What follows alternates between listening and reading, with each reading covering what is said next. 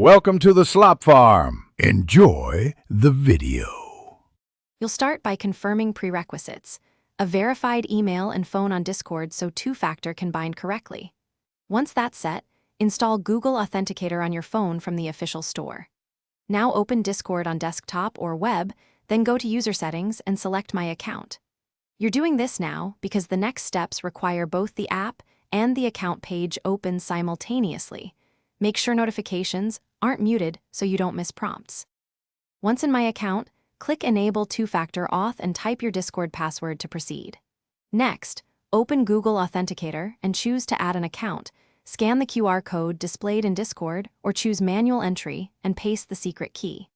After the app generates a 6-digit code, type that code back into Discord to link the app. Make sure to wait for the code to refresh if it times out. This confirms that Discord and the app are synchronized. After linking, Discord will display backup codes. Save them in a password manager or a printed secure note because they recover access if you lose your phone. Consider enabling phone SMS recovery only if you trust your carrier, and double-check device security like screen lock and backups. Finally, test by logging out and logging back in, entering the Google Authenticator code when prompted. If codes fail, ensure time synchronization on your phone is correct.